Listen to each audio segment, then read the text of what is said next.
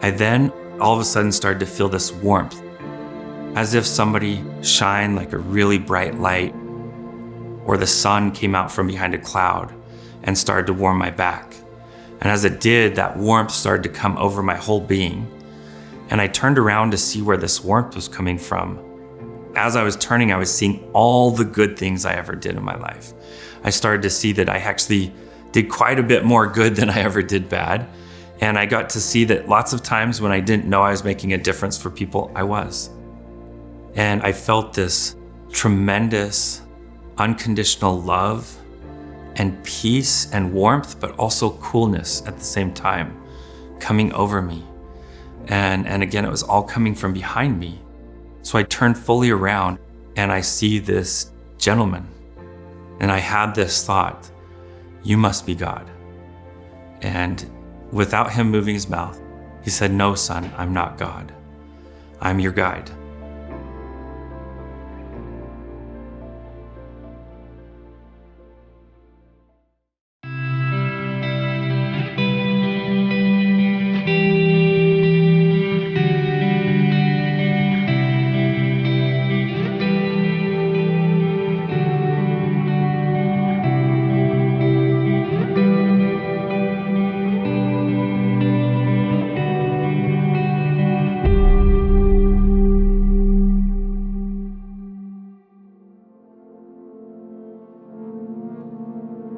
I'm Vincent Tolman. I was born in Arlington, Texas.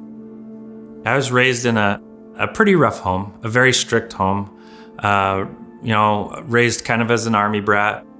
My dad had spent some time in the army and had really liked the discipline of the army. And he tended to be really, really hard, especially on me.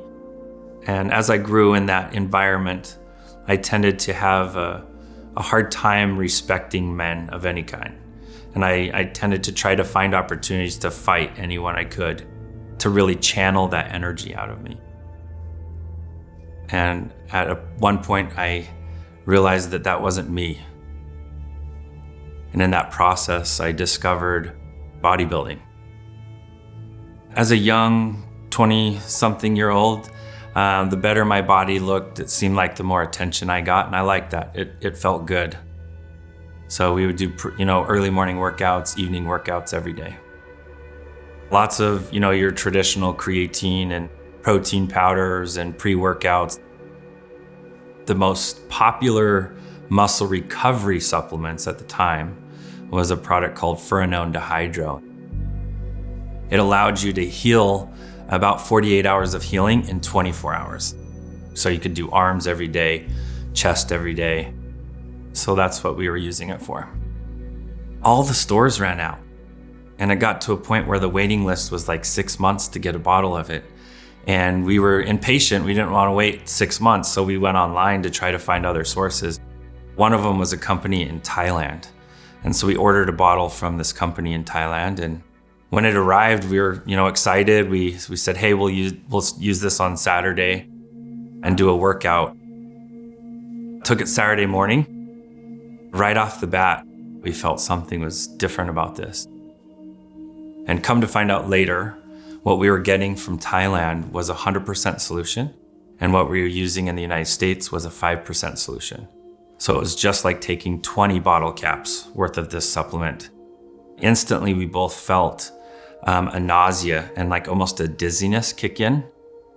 We didn't think we were in trouble. We just thought, hey, let's go get something to eat. Maybe that'll make us feel better. My buddy, he was starting to pass out as he was driving. I was like shaking him awake. We pulled into the Dairy Queen. I went directly into the restaurant and went straight for the bathroom. The supplement itself has a sedative effect when you have that much of it. And it was like putting my body to sleep. And so I was passing out conscious and my heart was starting to slow down. The last thing I remember was seeing the whole room start to spin on me. And I passed out onto the ground on my back. My body started to vomit to try to eject what was causing all this. And as it did, I breathed it into my lungs, so I suffocated. I went into an instant, cool, dark feeling where it was almost like I got plunged into a pool of water. And this water was just like instantaneous peace. And through this kind of dark water, I started to see this foggy scene start to clarify or come into focus in front of me. And this scene was this bathroom, but I was seeing it from the ceiling looking down. I never thought even for a second that what I was looking at was my own body, because me was up here and it was looking down at this scene. So I had no idea that what I was looking at down on the ground, on the floor, was my own dead body. I watched this customer trying to open the men's bathroom and it was locked. After about 45 minutes of that, he went up to the manager and he's like, "Hey, I need to get in here." And I saw all of this, and I saw the discovery of this body. I saw them call 911. I saw as the manager coached this gal who was like the assistant for him to try to check for a pulse while he was on the phone with the 911 operator. I saw an ambulance come. It had 3 guys. And I don't know how I knew this, but I just knew this third EMT was a rookie. I could feel it on him. I could also hear the thoughts of everyone in the restaurant, including the EMTs. But you could hear them audibly as if someone was like broadcasting that. And that was odd to me. And it felt almost like it was a production, like I was watching a film. And I remember having the thought that this is an interesting choice for the director to be showing me this film or show where I'm hearing everyone's thoughts. They attempted resuscitation. They did some chest compressions, didn't work. And so they did pronounce me DOA, or dead on arrival.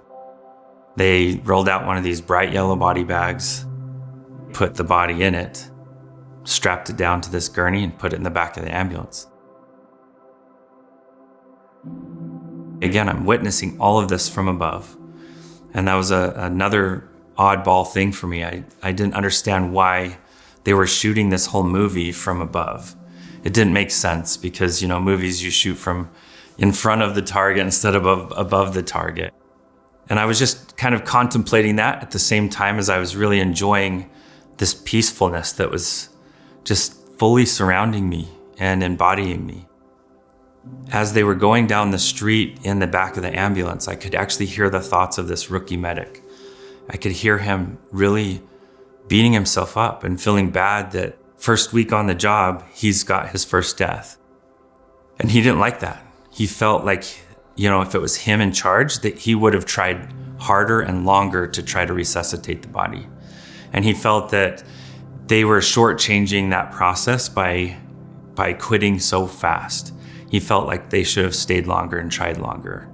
And he was thinking this, and as he was thinking it, he started to have this weird glow start inside of him, as if there was a light inside of his shirt. And as it started to brighten and get brighter and brighter and brighter, then I actually heard audibly, very loud, a voice, almost like yell, but firmly speak very loud, "This one's not dead." And instantly he opened the body bag. He didn't feel any pulse, didn't feel any sign of life whatsoever. And so he undid another strap and was down trying to feel for the large artery in the leg. And as he was doing that, I felt an actual spark, like a shock to me, as if somebody shocked me with like a car battery or shocked me with electricity. And I saw him jump right when I felt that. And it wasn't a pulse. He knew it wasn't a pulse, but it was something. And to him, that was enough. He wanted to try to resuscitate this body, despite all the signs that said, give up, don't do this, including protocol that they're not supposed to continue to resuscitate after a certain point. So he broke protocol. He went ahead and force-fed oxygen into the lungs. He hooked up a machine called a defib machine to shock the heart. On the first round of shocks, there was nothing. On the second round, he got a single heartbeat out of the heart. And as soon as that first heartbeat happened, the other 2 medics went silent. dead silent. And they instantly snapped into motion. The front passenger, he was radioing ahead to the hospital. I saw them actually bring the body and transfer it to the hospital. And still, I had no idea what I was watching, thought I was being entertained and witnessing it from above. But as they transferred the body into the hospital gurney and they started to work on it, the body went into seizures and started to vomit some more. And as it was, the medical professionals decided they needed to restrain the body. So they put these straps on it. They put the straps on the legs, put the straps on the right arm. And then when they went to strap the left arm, I felt someone strapping me. And that was the first inkling that what I was watching was interactive, that I was involved somehow. It wasn't just entertainment. This was something connected to me. And then it dawned on me that the entire time I had been watching my own death. And as I did, I went into this spiral of fear that how could I be so dumb to not know that everything I've been watching was me and my own death. And then instantaneous, almost in a snap, I started to see all the bad things I ever did.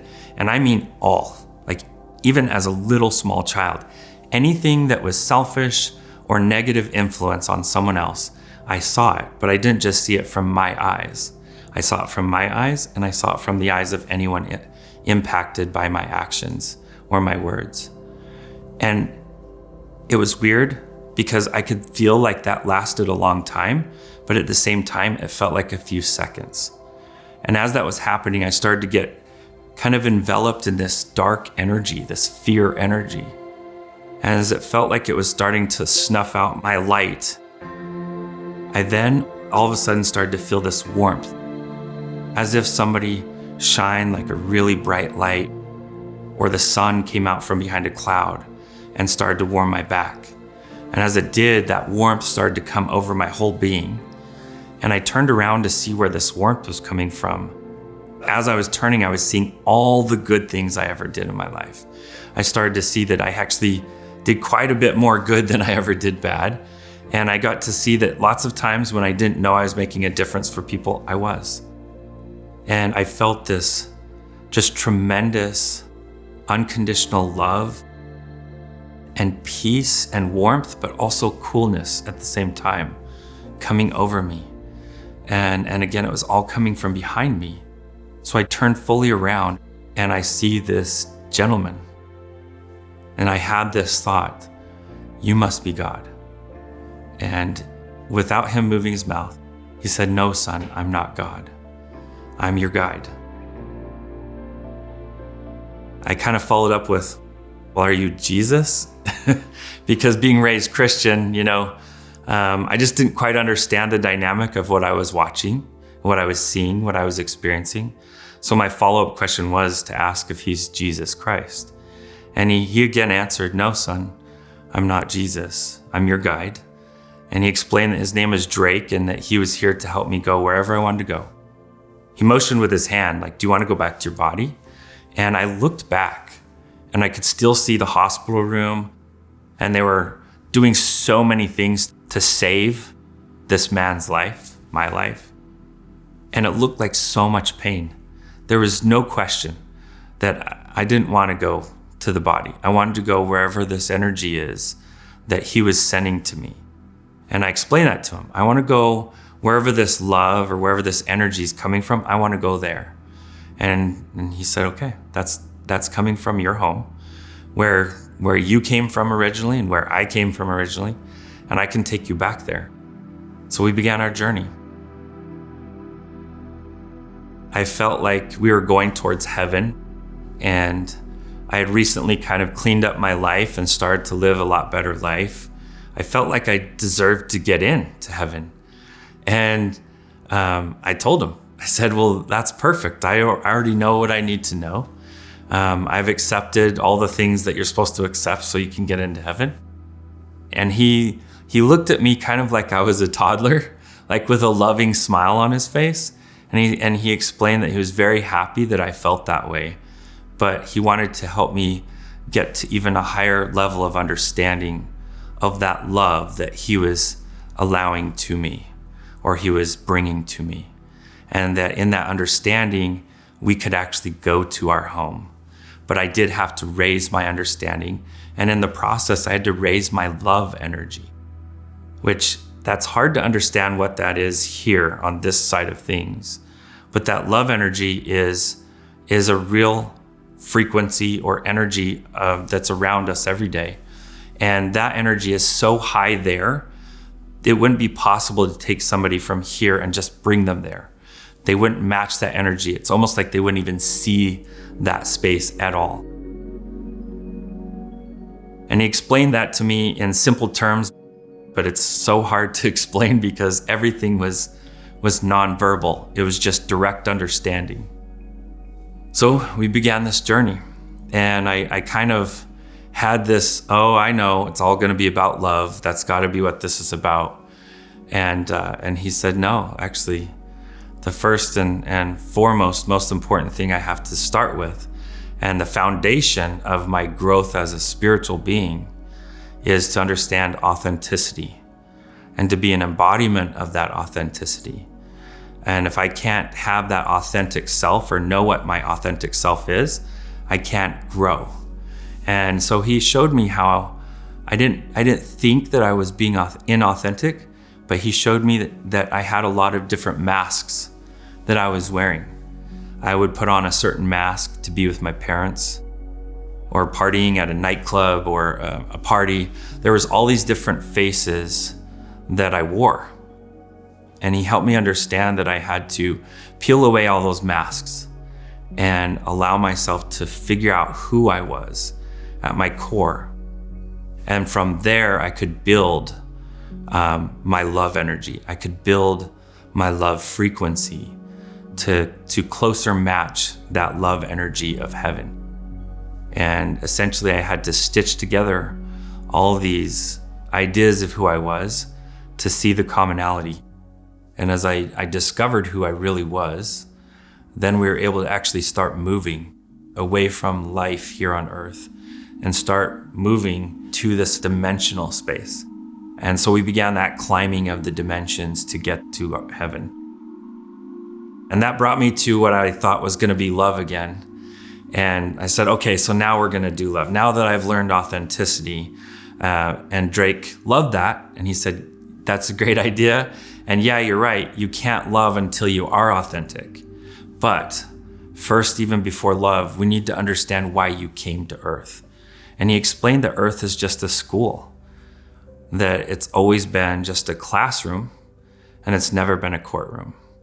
And that was different for me because it wasn't that I was necessarily officially taught that life on earth was a courtroom. I had assumed it from my teaching, from my learning in Christianity. I thought that life was a courtroom where you were coming to be judged, classified, and either kept, retained into heaven or cast away to hell. And he explained that no, I had misunderstood the teachings, and that actually Earth School had always been just a school, a place where we come to learn, to grow, and to develop spiritually, to learn how to build with our thoughts and with our love energy, build relationships, and build cohesive energies to each other, which is relationships, and to grow that energy, grow our ability to love, to reflect love, give love, and to feel love ourselves. Then we got to love. That love was a very important principle in all this, and it was is the strongest energy in the universe, and essentially is the building blocks of the universe. It's what moves and motivates and makes the whole system run.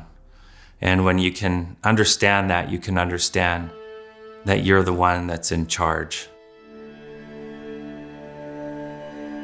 Drake taught me a lot of different principles as we made this progress.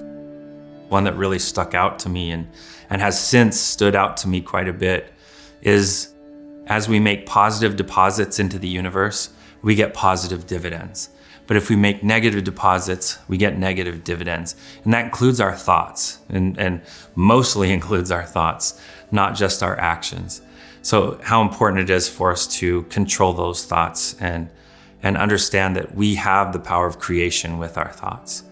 And from there, he also helped me understand that, if thought is creation, how important it would be for me to honor that power of thought creation in my own life and really control what I'm allowing in me as far as energy.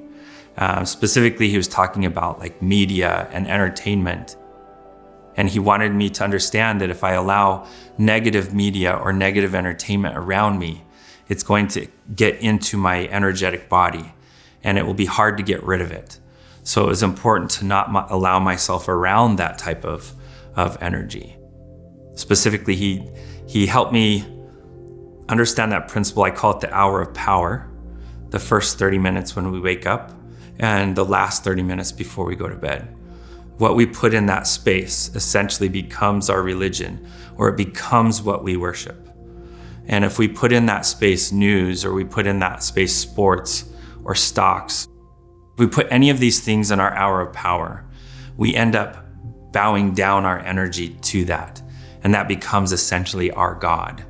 And that if we want to worship the real love of the universe, our real God, the real creator of the universe, that it's important that we put honorable things, positive things in our hour of power, things that lift us up, build love in the universe, positive energy. And as we do that, we frame our day with our hour of power, making us a positive individual versus a negative individual. And as I would embrace a certain principle, I would actually feel the trajectory of us moving faster and faster and faster.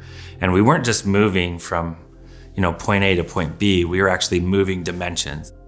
I could feel the stickiness of dimensions as we would move through another dimension. And it almost felt like we were moving through layers of plastic.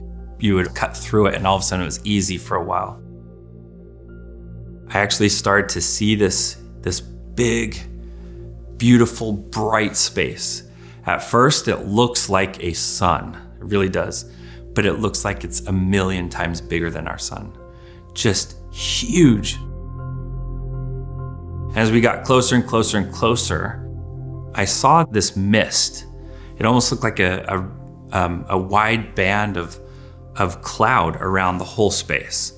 And as we approached this band, I was starting to notice that this mist was not actually a mist. It was a compilation of all these spheres, these round pearls or orbs that were almost like opalescent, like you could see through them, and you could see that they're full of light themselves.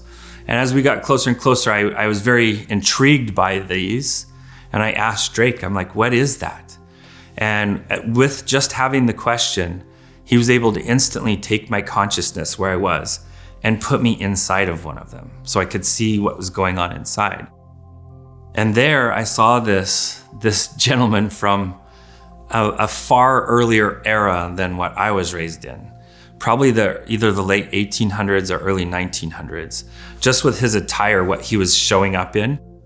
And he was cussing in Italian and just going off, and it was weird. Even though he was cussing in Italian, I could understand every word that he was saying.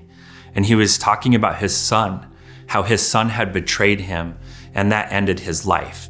And in his mind's eye, he was looking at his son, but his son wasn't there. It was just in his mind.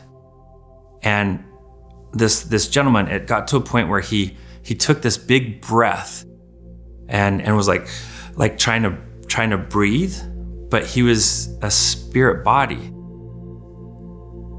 He looked around and realized that he wasn't where he thought he was. And as soon as he had that realization, all this light came around him. And to me, it looked like angels, like real angels, not the painted pictures of angels, but like real messengers of God surrounded him. And then instantly they escorted him into that space, into the heaven space that we were going towards. So to me, this is the pearly gate. This is the gate of pearls, these orbs, these big orbs that I was given to the understanding that as we try to raise our love energy to get to heaven, the last little bit, we have to exit all the victim energy off of us. We have to exit all the anger, all the hatred, exit any of these low frequencies energies off of us so that we can get to that highest love energy to get into heaven. And that the pearly gate, if you want to call it that, or the gate of pearls, is there for us, not to keep us out, but to help get us ready to get in. You know, my experience of going in there and seeing him and seeing that whole process, it all was running off of love, all of it. Truly unconditional love for him, for me, for everyone in there. And as we got closer and closer, I could see mountains. I could see this very large pond, a beautiful orchard on one end of the pond, and these beautiful trees and grass and flowers. And I could see in the far distance a building as well. And we touched down on the grass. I could actually feel the grass. And even though I didn't have a physical body, like a tangible physical body from earth, I had an energetic body. And I could look down and see my toes. I could look down and see my hands. And I touched down on this grass. And as soon as I touched down on the grass, it was like I got plugged into my home. And it was like, for the first time in my memory, I felt where like I'd finally found my home. I'd finally found where I was supposed to be.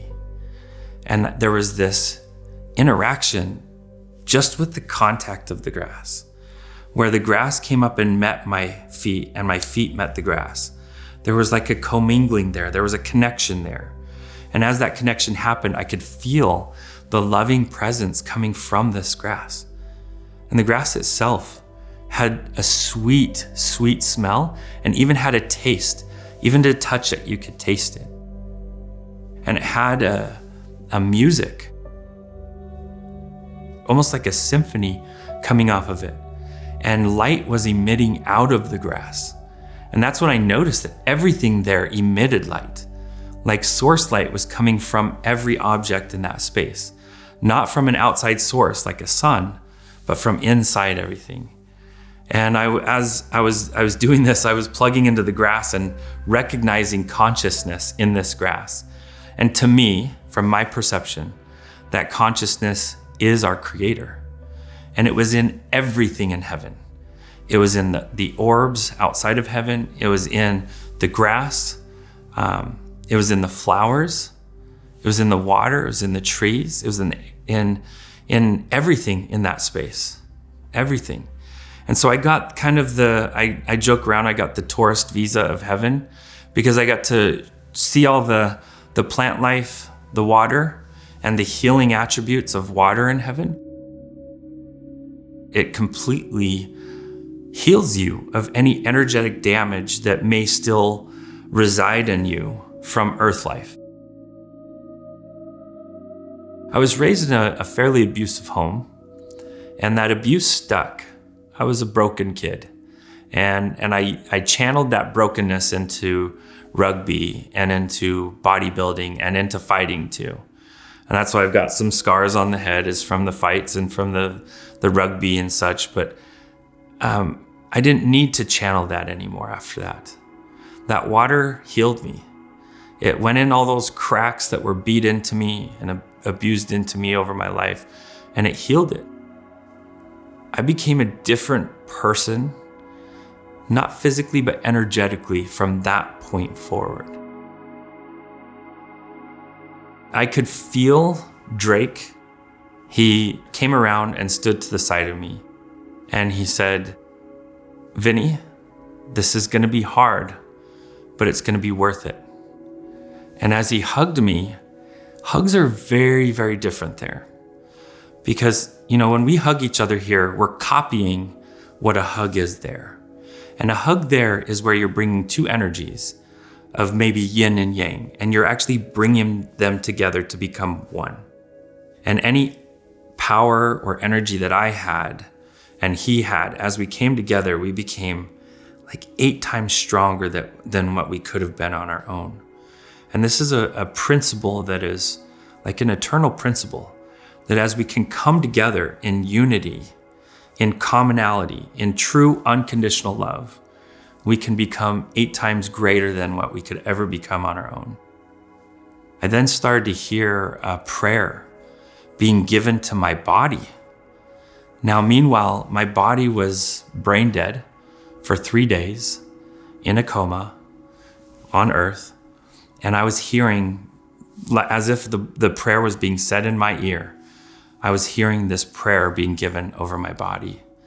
And it was being given by my brother. And it had a tremendous amount of love that I didn't know that my brother had.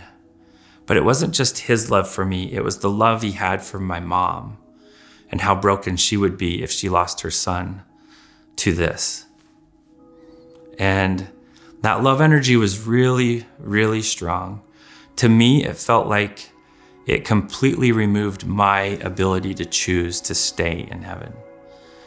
And at that point, to me, it felt instantaneous. I went from hearing this prayer to waking up in my body. I woke up in the hospital. I felt instantaneous claustrophobia. Tubes coming out of me, diodes and IVs stuck in me everywhere. I pulled everything off. I was on life support, so I had a lot of equipment hooked up to me. Even the gown that was on me had some blood on it and everything. I just yanked it off and I just stood there naked for a moment, just taking some deep breaths, trying to push that claustrophobia feeling away from me. And as that was happening, I noticed all these alarms going off on the equipment next to me. So I went around and unplugged everything that I could, and stuff that I couldn't unplug, I just yanked it. Even if it was attached to the wall, I still yanked it out of the wall. I was done with that. I didn't want any of that. I needed to get away from whatever all that equipment was. And I then recognized that I was naked. And so I went rifling through the cupboards, found a couple of gowns, wrapped them around my midsection. I went straight for the elevator. When I heard a scream, and it was coming from my room, one of the nurses had come in and saw like somebody had body snatched this guy that was in a coma, and she was freaking out. Another nurse came over, she screamed as they saw me. And I had this knowing that I had to go back. I had to help these nurses so they didn't get in trouble, and do whatever they need me to do.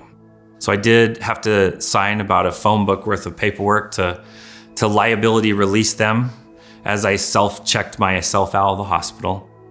My dad picked me up at 7:30 in the morning, and I entered the darkest period of my life.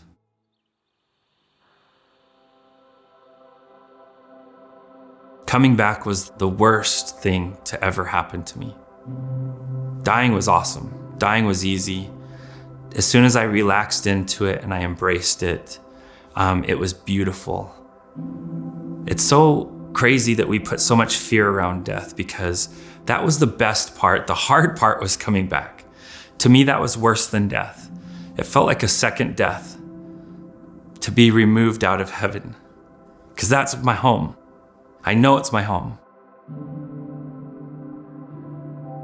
I wanted to die so bad. I contemplated suicide, but I knew if I did that, I would mess things up. And so I finally settled into, I needed to ride this out. I needed to figure this out myself. Weeks later, I actually went and sought medical professional help. He explained that what I was seeing and hearing was a delusion, and that he was going to give me some prescriptions for calming that down, like an anti-psychotic type drug. As he was writing out the prescriptions, 3 of them, by the way, an older woman showed up to me in spirit, and she said, you need to deliver this message to this doctor. And it was a message about his history and his past. And I'm like, no, I'm not gonna. I'm already diagnosed as crazy here. I'm not gonna get diagnosed as more crazy. And she said, no, you've got to communicate this to him. So I said, I'm like, Doc, I gotta tell you something. There's a lady here, and I described what she looked like. And I said, this is what she's telling me. There's some things you forgot about your past. And I laid it all out there. Took me 90 seconds to tell it. This is a real good Christian doctor. He said, "Get the F out of my office." And it freaked me out, surprised me. And I didn't even try to grab the prescriptions or anything. I just left. And as I was leaving, his receptionist was like, "What did you do? He's never yelled at a patient his entire career. What did you do?" And I was like, "I don't know. I just delivered a little message." And as I was driving down the street, my phone rang and I picked it up. It was him, it's the doctor. And he was calling from his cell phone. You could hear he was driving. He was like, "Vinny," he said, "whatever you've got, I don't understand it."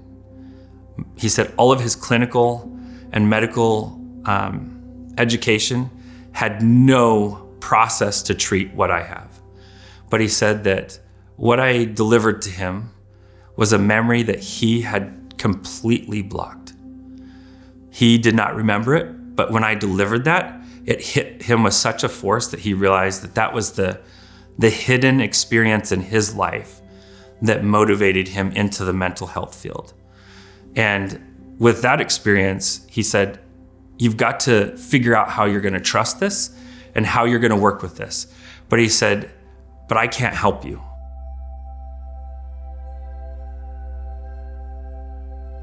In that process, I kept hearing from my spirit guides that it was going to be worth it. It's going to be hard, but it's going to be worth it. And so I held on. I kept holding on. And I met my earth angel, my heaven angel, which is my wife. The first time I met her, I actually could truly see heaven, like a little slice of heaven coming from her eyes. And it was the first time I witnessed that love of God in a human being on earth. The month before we got married, we were in this little town in Wyoming, watching a historical presentation of this town, Afton, Wyoming. And they're doing a slideshow in front of all of us about the different founders of the town. And up comes this slide.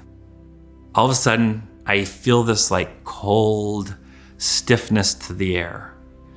And Andrea says, "That's your guide, that's your guide." I had been telling her so much about my experience. She felt like she really knew what my guide looked like. And so when I popped my head up and I looked, I freaked out because now all of a sudden this was not a delusion. This was not my mind making up things because I was oxygen deprived. I was seeing Drake in real life from Earth. And it said his name was Charles because it had the name underneath each slide. It said the name was Charles Kazare. And my grandmother was a Kazare. And so we went straight to my grandmother's house and I asked her, I said, "Grandma, Charles Kazare, tell me about Charles Kazare." And her exact words were, "Oh, you mean great grandpa Drake? He's pretty famous in our family." And again, I just melted into tears because it was real to me now, finally. Until that happened, I still thought this is just your brain making things up because I had doctors telling me that. And I was thinking they were probably right, that it was just I was messed up in the head. But as I saw the face of Drake and come to find out that even the name, I found out later from my grandmother that he was officially known as Charles Kazare professionally. He was also in government. He worked in government and in clergy. He was a clergyman. And he was always known as Charles Kazare, but all of his friends and all of his family called him Drake. That was his middle name. He was a big foundational part of this town in Afton, Wyoming. He was one of the original site surveyors of the land out there so that people could have parcels and farms and such. So it was really an amazing thing to get that confirmation of who he was in this life.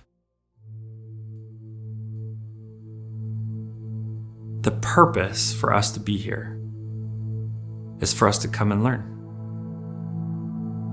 We're here to learn the power of creation, and we're here in this safe place because it's removed from heaven, from where our home is, so that we can come play at the playground at Earth School, learn how to create, learn how to make decisions, learn how to control our thoughts, so that when we come back, when we allow that part of our consciousness back up to ourself, then we feel like we've grown a little. We've learned a little bit better how to control thoughts. Because here's the weird thing. When we're in heaven, there's so much love there that anything that God wants or the Creator wants, we instantly want that too. We can't have our own independent thought or desire because we're in such synchronization with God. So we learn that we have to step away from God, but not in reality, but lend a piece of ourselves away from God. And that piece itself is what grows as it comes back to us. We go through this veil of forgetfulness because if we could even remember how much God loves us, it would completely change every decision we make. The biggest difference for me is all of my solutions were worldly solutions and very little spiritual solutions before my NDE. And spirituality and God was almost like a last-ditch effort. If I tried everything else, then I would seek God. Whereas after my experience, God was right there, and my connection to God and to Spirit is my first check-in for everything. And I'd say that's the biggest difference, where God is a part of my daily existence in everything I do. Whereas before, God would be a part of my life once in a while on a Sunday, and that's about it. It's not about your jobs. It's not about your careers. It's about your interactions. It's about how you treat those around you. It's how you're treating the gas station attendant. It's how you're treating the mailman, and how you're treating your coworkers, how you're treating your family. That's what it's about.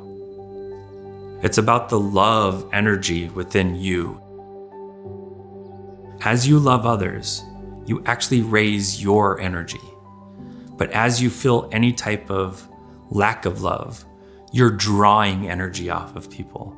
So in life, we can be energy producers or energy consumers. And that works with love, that works with all sorts of energy. And unfortunately, in this world where it's such a consumer society, everything's about me, me, me. But our real existence is about giving love.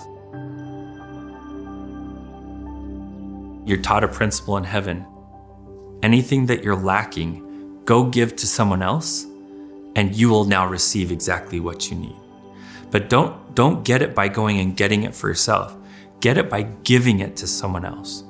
And that allows you to receive it and keep it much longer. Once you step away from the board game of life and you realize you are not the suffering that's been going on, that you are this higher being built out of love, that you weren't meant to suffer, you weren't meant to do any of that. You were doing it voluntarily to learn and to grow. And just like when you shape a sword, you have to shape it by pounding it, heating it, tempering it, sharpening it. And the sword's gonna hate you while it's being made. But after it's made, as it steps away and it sees how beautiful it is, it's gonna be grateful for it. And many times in this life, we get tunnel vision. We're seeing the hurt, we're seeing the victimhood that we are. But guess what? Have a negative thought, you will create more negative. So even though you may be a real victim, which I was, don't allow your thoughts to stay there. Choose to be a victor or to be victorious over your victimness. And as you do that, choose the light, choose the love thoughts. You will actually leave that victimhood. And the power is inside you and always is inside you. And the holiest temple in the whole universe is right here between these two temples. What you allow in there gives you the keys to the universe, or it becomes a cage to lock you in. And it's your ability to allow positive thoughts that allows you the keys to the universe.